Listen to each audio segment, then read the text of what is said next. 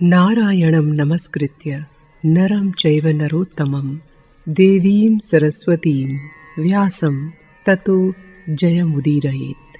अंतर्यामी नारायण स्वरूप भगवान श्री कृष्ण, उनके नित्य सखा नर रूप अर्जुन, उनकी लीला प्रकट करने वाली भगवती सरस्वती और उसके वक्ता महर्षि वेदव्यास को नमस्कार करके आसुरी संपत्तियों पर विजय प्राप्त करके अंतःकरण को शुद्ध करने वाले महाभारत ग्रंथ का पठन और श्रवण करना चाहिए। आज हम शुरू कर रहे हैं आश्वमेधिक पर्व की कथा। पितामह भीष्म को जलांजलि दे लेने के पश्चात महाराज धृतराष्ट्र को आगे करके महाबाहु युधिष्ठिर पानी से बाहर निकले। उस समय उनकी संपूर्ण इंद्रियां शोक से व्याकुल हो रही थीं। बाहर आने पर वे दोनों नेत्रों से आंसू की धारा बहाते हुए गंगा जी के तट पर गिर पड़े। राजा को इतना दीन और हतोत्साह देखकर पांडव फिर शोक मग्न हो गए। तब भगवान श्री कृष्ण ने कहा, राजन, यदि मनुष्य मरे हुए प्राणी के लिए अपने मन में अधिक शोक करता है तो उसके परलोकवासी पिता पितामह आदि बहुत संतप्त होते हैं।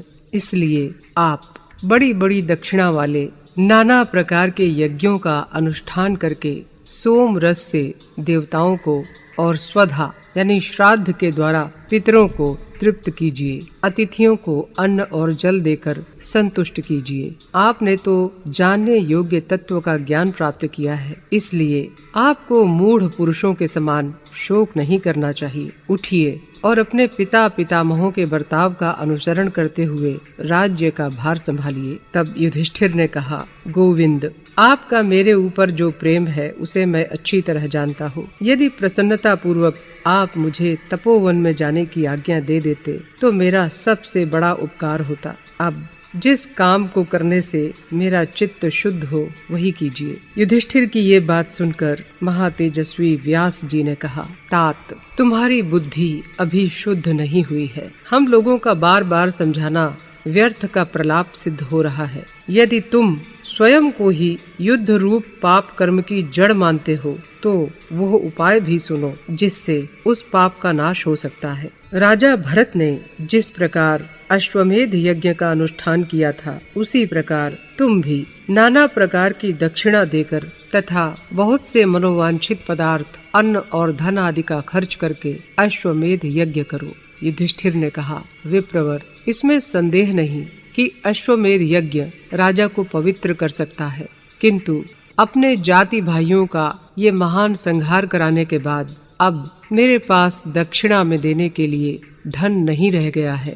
इसलिए इस समय मैं थोड़ा सा भी दान करने में असमर्थ हूँ। यहाँ जो राजकुमार उपस्थित हैं, ये भी अभी संकट में पड़े हुए हैं। मैं इनसे भी धन की याचना नहीं कर सकता। अब किससे धन मांगूं? अधिकांश राजा नष्ट हो गए हैं, हमारा खजाना भी खाली हो गया है। अश्वमेध यज्ञ में समूची पृथ्वी की दक्षिणा देनी चाहिए, यही विद्वानों ने मुख्य कल्प माना है। इसके सिवा जो कुछ भी दिया जाता है वो विधि के विपरीत है। इसलिए आप मुझे उचित सलाह देने की कृपा करें। युधिष्ठिर के इस प्रकार कहने पर श्री कृष्ण द्वैपायन व्यास ने थोड़ी देर तक विचार कर कहा, धर्मराज, यद्यपि तुम्हारा खजाना इस समय खाली हो गया है, तथापि वो बहुत शीघ्र भर जाएगा। प्राचीन समय में राजा मरुत ने बड़ा भारी यज्ञ करके उसमें ब्राह्मणों को बहुत सा सुवर्ण दान किया था। वो इतना अधिक था कि ब्राह्मण लोग उसे ला नहीं सके, वहीं छोड़कर चले आए। वो सारा धन आज भी हिमालय पर्वत पर पड़ा हुआ है। तुम उसे किसी प्रकार मंगवा लो, वो तुम्हारे यज्ञ के लिए पर्याप्त होगा। युधिष्ठिर ने पूछा, महर्षि, महाराज मरुत किस समय इस पृथ्वी के राजा हुए तथा उनके यज्ञ में इतने धन का संग्रह किस प्रकार किया गया था? व्यास ने कहा, वत्स, सत्य युग में राजदंड धारण करने वाले वैवस्वत मनु एक प्रसिद्ध राजा थे। उनके पुत्र महाबाहु प्रसंधि के नाम से विख्यात थे। प्रसंधि के पुत्र क्षुप और क्षुप के पुत्र महाराज इक्ष्वाकु हुए। इक्ष्वाकु के 100 पुत्र हुए जो बड़े ही धार्मिक थे। उन्होंने उन सभी पुत्रों को इस पृथ्वी का राजा बनाया। सबसे ज्येष्ठ पुत्र का नाम था विंश। विंश के पुत्र का नाम विविंश। विविंश के 15 पुत्रों में जो सबसे बड़ा था उसका नाम था खनी नेत्र।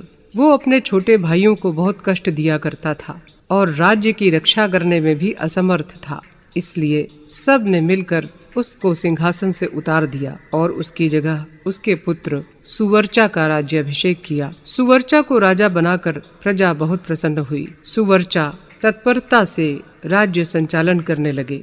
सदा धर्म में लगे रहने वाले उन मनस्वी राजा पर प्रजा वर्ग के लोगों का विशेष अनुराग था, किंतु केवल धर्म में ही प्रवृत्त रहने के कारण कुछ ही दिनों में राजा का खजाना खाली हो गया। उनकी ये दुर्बलता सामंत राजाओं से छिपी नहीं रही। वे चारों ओर से धावा करके उन्हें क्लेश पहुंचाने लगे। जब शत्रु अधिक पीड़ा देने लगे तो सुवर्चा ने अपने हाथ को मुंह से लगाकर शंख की भांति बजाया। इससे बहुत बड़ी सेना प्रकट हो गई और उसी की सहायता से उन्होंने अपने राज्य की सीमा पर निवास करने वाले शत्रुओं को मार भगाया। हाथ बजाने के कारण ही राजा सुवर्चा का नाम करंधम हो गया। करंधम के त्रेता युग के आरंभ में अविक्षित नाम का पुत्र हुआ। उसने विधि के अनुसार 100 बार अश्वमेध यज्ञ का अनुष्ठान किया था और साक्षात अंगिरा मुनि ने उनके यज्ञ कराए थे। उसी राजा अविक्षित के पुत्र महाराज मरुत हुए। वे गुणों में अपने पिता से बढ़े चढ़े थे। उन्होंने यज्ञ करने की इच्छा से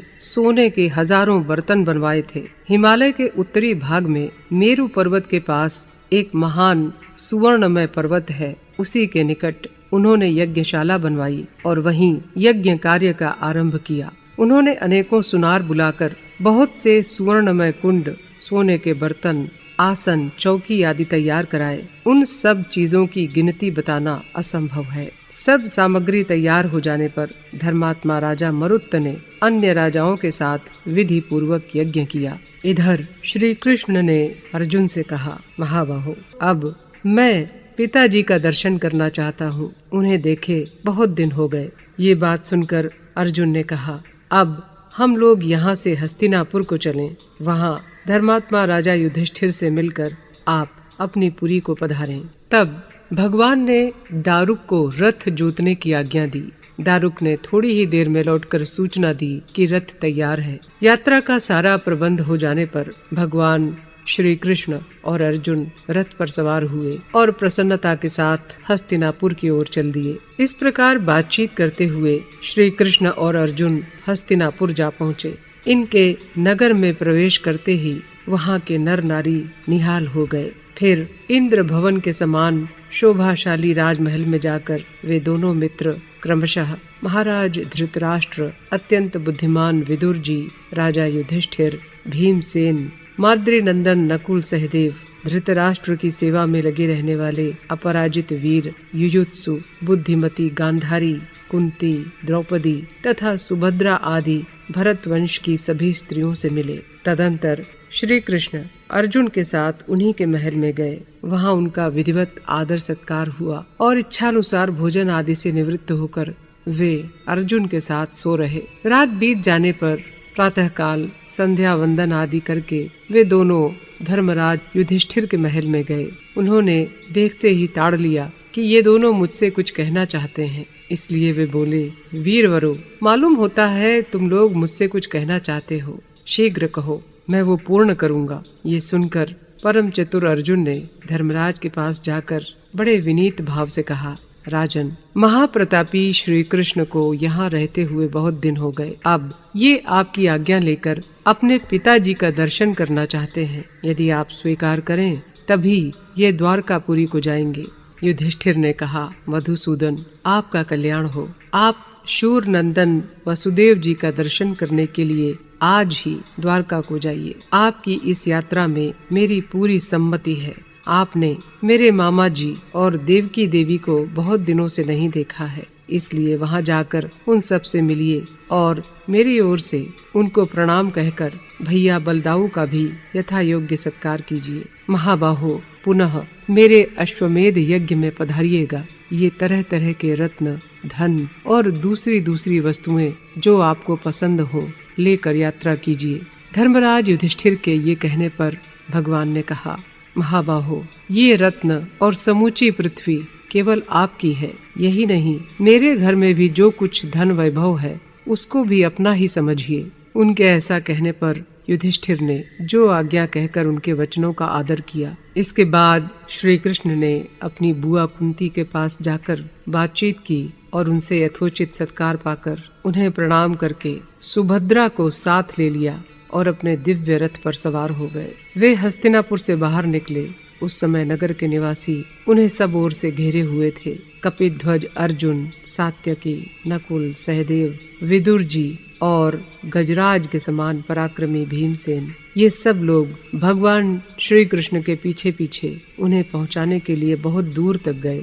फिर कृष्ण ने सभी को लौटाकर सात्यकी से कहा, अब घोड़ों को तेजी के साथ हाँको। भगवान की यात्रा के समय अनेकों अद्भुत शकुन होने लगे।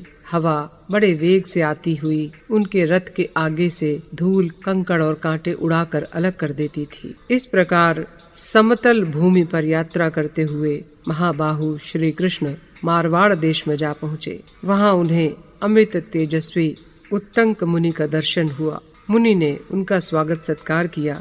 उत्तंक मुनि से विदा लेकर भगवान सात्यकी को साथ लिए रैवतक पर्वत पर पधारे, जहाँ बड़ा महोत्सव चल रहा था।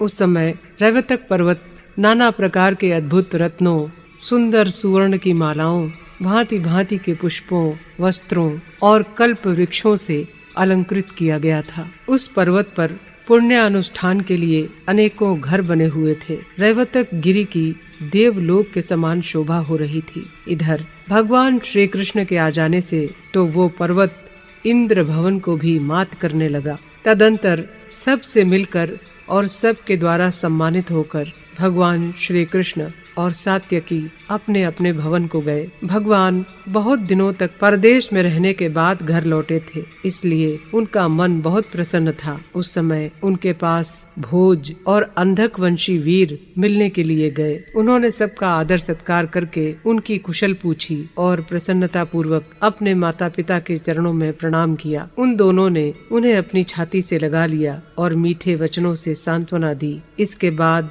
सभी वृष्णिवंशी उनको घेर कर बैठ गए। जब वो विश्राम ले चुके तब पिता के पूछने पर उन्होंने महाभारत की सारी घटना उनसे कह सुनाई। रोंगटे खड़े कर देने वाली उस कथा को सुनकर वृष्णिवंशी लोग दुख शोक से व्याकुल हो गए। पिता के सामने महाभारत युद्ध का वृत्तांत सुनाते समय श्री कृष्ण ने अभिमन्यु वध के प्रसंग को जानबूझकर छोड़ दिया, किंतु सुभद्रा ने जब देखा कि मेरे पुत्र के निधन का समाचार इन्होंने नहीं बताया, तो उसने याद दिलाते हुए कहा, भैया मेरे अभिमन्यु के वध की बात भी तो बता दो। इतना कहकर वो मूर्छित होकर धरती पर गिर पड़ी। अपने नाती अभिमन्यु के मरने का समाचार जानकर वसुदेव जी भी दुख और शोक से व्याकुल हो गए। उन्होंने कृष्ण से कहा, वत्स तुम मेरे दौहित्र के मरने का हाल क्यों नहीं बताते? अत्यंत दुखित होकर जब वसुदेव जी नाना प्रकार से विलाप करने लगे तो कृष्ण को बहुत दुख हुआ। उन्होंने सांत्वना देते हुए कहा, पिताजी अभिमन्यु ने संग्राम में आगे रहकर लोहा लिया और जिसने इंद्र के समान पराक्रमी द्रोण, कर्ण आदि वीरों का युद्ध में डटकर मुकाबला किया, उसे स्वर्ग की प्राप्ति क्यों नहीं होगी? इसलिए आप शोक त्याग दीजिए। और सुभद्रा को समझाते हुए कहा, सुभद्रे काल की प्रेरणा से ही अभिमन्यु युद्ध में मारा गया है। कृष्ण की बात सुनकर धर्मात्मा वसुदेव जी ने शोक छोड़कर उत्तम विधि के अनुसार अभिमन्यु का श्राद्ध किया। इस प्रकार भगवान श्री कृष्ण ने भी अपने भांजे की श्राद्ध क्रिया पूरी की। उधर हस्तिनापुर में विराट कुमारी उत्तरा ने पति वियोग के कारण बहुत दिनों तक खाना पीना छोड़ दिया। इससे उसके गर्भ का बालक उदर में पड़ा पड़ा क्षीण होने लगा। उसकी इस अवस्था को दिव्य दृष्टि से जानकर महर्षि व्यास वहाँ पधारे और कुंती तथा उत्तरा से मिलकर बोले, बेटी उत्तरा ये शोक छोड़ दो, तुम्हारा पुत्र महान तेजस्वी होगा। भगवान श्री कृष्ण के प्रभाव तथा मेरे आशीर्वाद से वो पांडवों के बाद संपूर्ण पृथ्वी का पालन करेगा। अपने पितामह व्यास जी के द्वारा इस प्रकार समझाए जाने पर उत्तरा ने शोक त्याग दिया। उस समय परीक्षित उत्तरा के गर्भ में शुक्ल पक्ष के चंद्रमा की भांति वृद्धि पाने लगे। तब व्यास जी ने धर्मराज युधिष्ठिर को अश्वमेध यज्ञ करने की आज्ञा दी और स्वयं वहां से अंतर्धान हो गए। व्यास जी की बात सुनकर राजा युधिष्ठिर ने भी हिमालय से धन ले आने का विचार किया। धर्मराज युधिष्ठिर ने भीमसेन, अर्जुन, नकुल और सहदेव इन सभी भाइयों को बुलाकर कहा, बंधुओं, हमारी आर्थिक कठिनाई दूर करने के लिए व्यास जी ने हमें मरुत के धन का पता बताया है। यदि तुम लोग उस धन को ले आने की अपने में सामर्थ्य देखो तो उसे प्राप्त करने का यत्न करो। तब भीमसेन ने हाथ जोड़कर कहा, महाराज, यदि हमें मरुत का धन प्राप्त हो जाए तो हमारा सारा काम ही बन जाए। हम लोग भगवान शंकर को प्रणाम करके उस धन को ले आएंगे। भीम का कथन सुनकर अर्जुन, नकुल और सहदेव ने भी उनकी बात का समर्थन किया।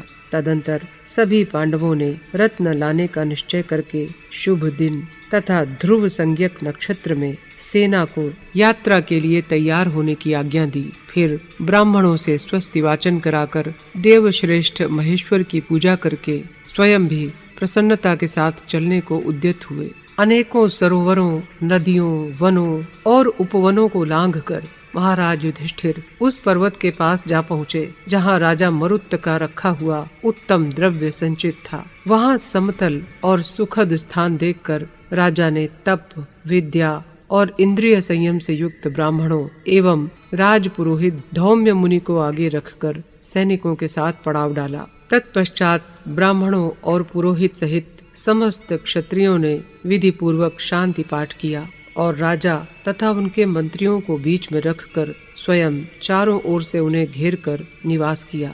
सारी व्यवस्था करा लेने के बाद राजा युधिष्ठिर ने ब्राह्मणों से कहा, द्विजेंद्र गण, इस कार्य के लिए कोई शुभ दिन और शुभ नक्षत्र देखकर आप लोग जैसा उचित समझे वैसा करें। राजा की बात सुनकर ब्राह्मण बोले, राजन, आज ही परम पवित्र नक्षत्र और शुभ दिन है, इसलिए हम लोग आज केवल जल पीकर रहेंगे और आपको भी अपने भाइयों सहित उपवास करना चाहिए। तब उस रात सभी ने उपवास किया और कुश के आसनों पर बैठकर श्रद्धा के साथ ब्राह्मणों की बातें सुनते हुए रात व्यतीत की।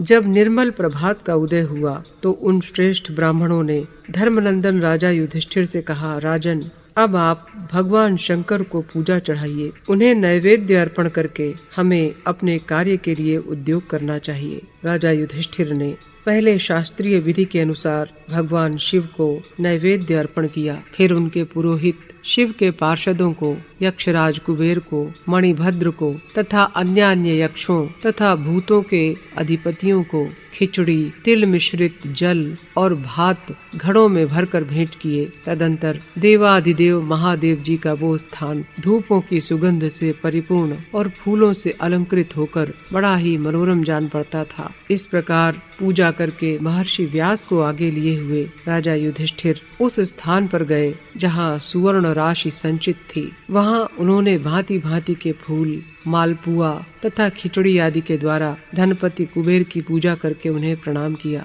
ब्राह्मणों के पुण्याह घोष से महान तेज को प्राप्त होकर राजा युधिष्ठिर बड़े प्रसन्न हुए और उन्होंने उस धन को खुदवाना आरंभ किया। थोड़ी ही देर में सोने के बने हुए अनेकों प्रकार के सुंदर सुंदर कठौते, सुराही, गड़ुआ, कड़ाह, कलश, कटोरे तथा और भी विचित्र ढंग के हजारों बर्तन निकल आए। उनको रखने के लिए बड़ी बड़ी संदूकें लाई गई थीं। एक एक संदूक में बंद किए हुए बर्तनों का बोझ आधा आधा भार होता था। उन सब को ढोने के लिए राजा के साथ बहुत सी सवारियां भी आई थीं। मनुष्यों की तो गिनती ही नहीं थी।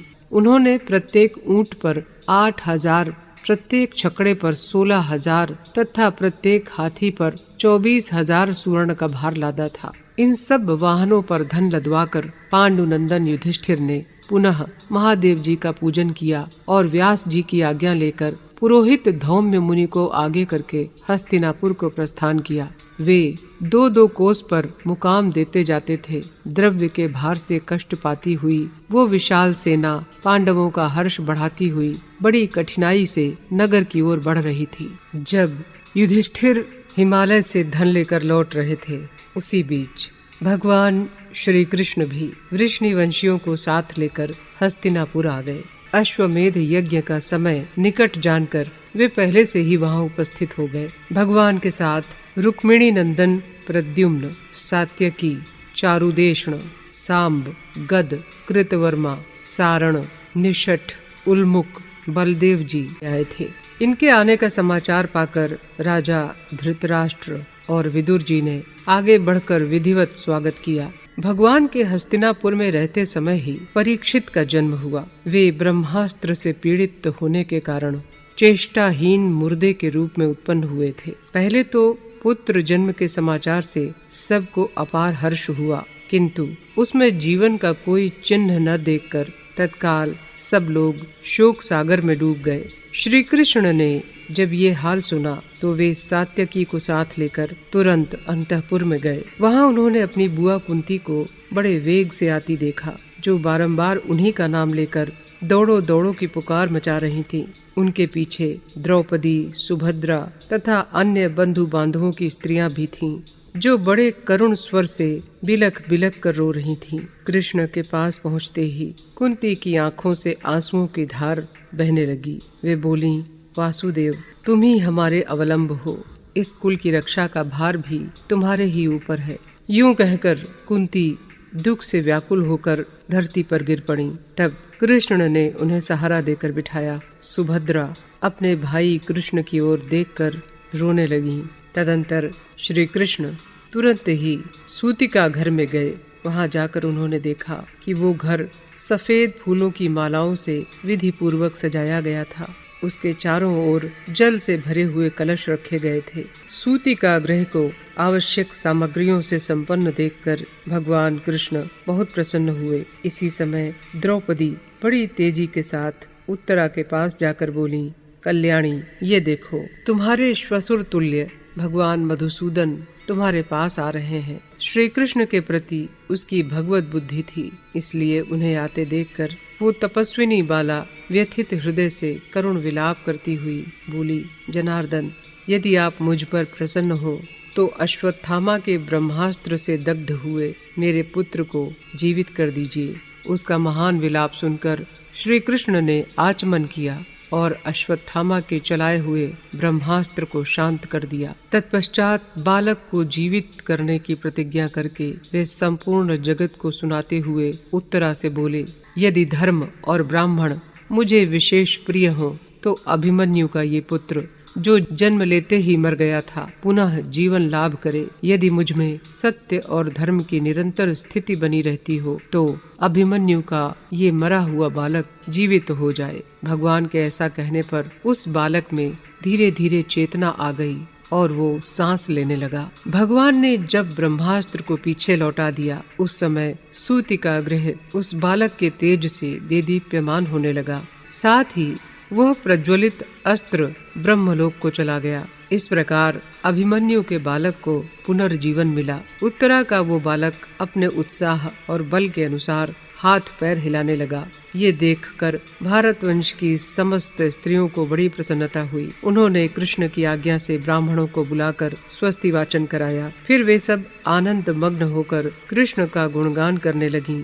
जैसे नदी के पार जाने वाले मनुष्यों को नाव पाकर बड़ी खुशी होती है, उसी प्रकार कुंती, द्रौपदी, सुभद्रा, उत्तरा और कुरुकुल की अन्य स्त्रियों को बालक के जीवित होने से मन ही मन अपार हर्ष हुआ। तदंतर सूत और मागधों ने भगवान कृष्ण का स्तवन किया। उस समय उत्तरा बहुत प्रसन्न थी। उसने पुत्र के साथ आकर कृष्ण को प्रणाम किया और कृष्ण ने भी प्रसन्न होकर उस बालक को बहुत से रत्न उपहार में दिए। इसके बाद सत्य प्रतिज्ञ कृष्ण ने उस बालक का नामकरण किया। कुरुकुल के परिक्षीण हो जाने पर ये अभिमन्यु का बालक उत्पन्न हुआ है, इसलिए इसका नाम परीक्षित होना चाहिए।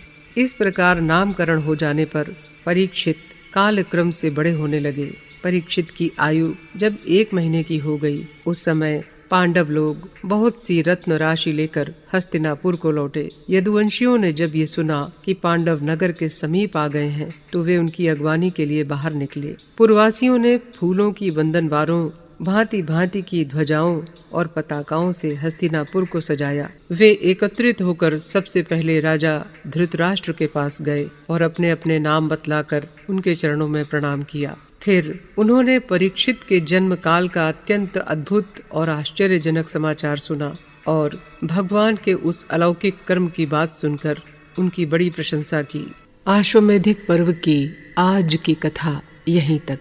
इस कथा में आगे क्या हुआ सुनिएगा अगले अंक में। तो कीजिए अगले अंक का इंतजार। तब तक के लिए नमस्कार।